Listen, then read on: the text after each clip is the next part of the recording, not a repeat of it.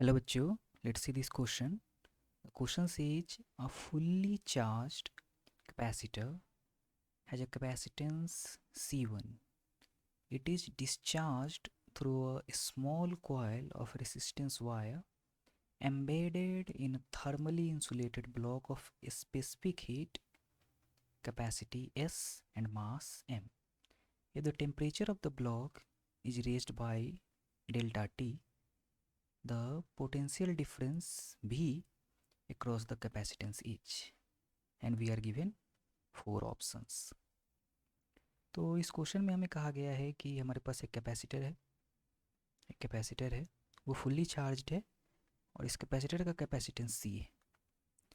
अब हमें कहा गया है कि इस कैपेसिटर को हम डिस्चार्ज कर रहे हैं through a small coil of resistance, और हमने किया क्या है कि इस रेसिस्टेंस कॉइल को हमने एक थर्मली इंसुलेटेड ब्लॉक में एम्बेड कर दिया है।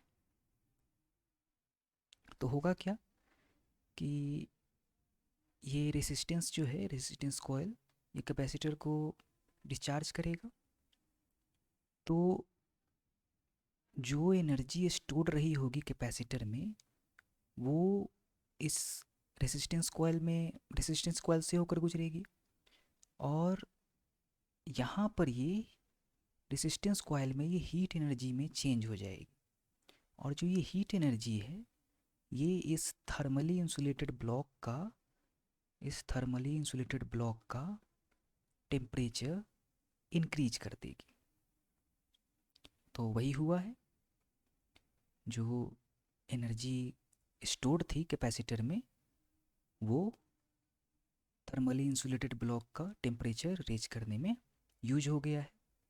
तो हमें फाइंड आउट करना है कि पोटेंशियल डिफरेंस अक्रॉस कैपेसिटर क्या रहा होगा। तो इस क्वेश्चन को सॉल्व करने में जो की कंसेप्ट हम यूज करेंगे वो हमारा होगा, पहला, कंसेप्ट ऑफ कैपेसिटेंस, और दूसरा हमारा होगा कंसेप्ट ऑफ हीट ट्रांसफर। तो चलिए क्वेश्चन को सॉल्व करते हैं। हमें दिया गया है कि कैपेसिटर का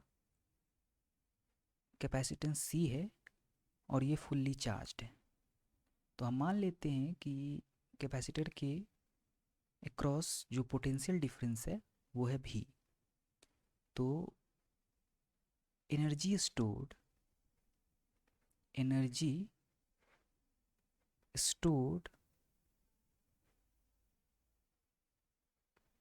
इन द कैपेसिटर,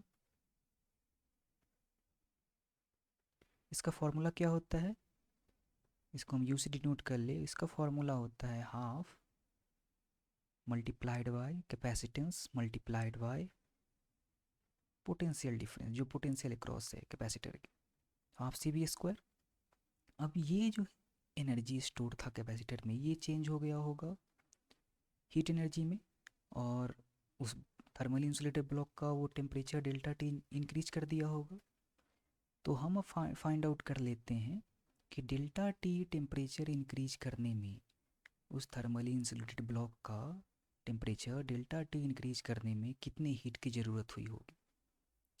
तो हम जानते हैं कि हीट ट्रांसफर्ड क्यू, इसका फॉर्मूला होता है mass multiplied by specific heat multiplied by delta T, जिस टेम्परेचर से जो टेम्परेचर चेंज आया है वो। तो मास ब्लॉक का एम दे रखा है, हीट कैपेसिटी एस दे रखा है, और डेल्टा टी, तो डेल्टा टी ही है, तो यही हमारा हीट ट्रांसफ़र हो जाएगा जो थर्मल इंसुलेटेड ब्लॉक का टेम्परेचर डेल्टा टी चेंज करने में यूज हुआ है।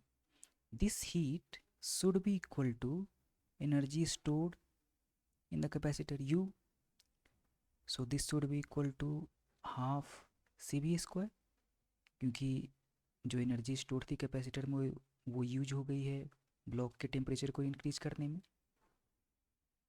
तो यहाँ से हम लिख सकते हैं कि जो भी हमारा हो जाएगा, भी स्क्वायर हो जाएगा, वो हो जाएगा 2m(s) delta T divided by सी।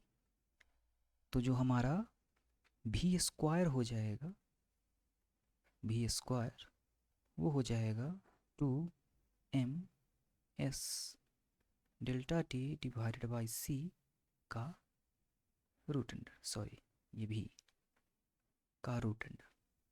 और ये हमें फाइंड आउट करना था क्वेश्चन में कि पोटेंशियल अक्रॉस कैपेसिटर क्या होगा। तो ये हमारा आंसर हो जाएगा 2m(s) delta T divided by C. चलिए ऑप्शन मैच कर लेते हैं। तो ये हमारा ऑप्शन नंबर डी मैच कर रहा है, तो ऑप्शन डी हमारा करेक्ट ऑप्शन होगा। Hope you understood it well, best of luck.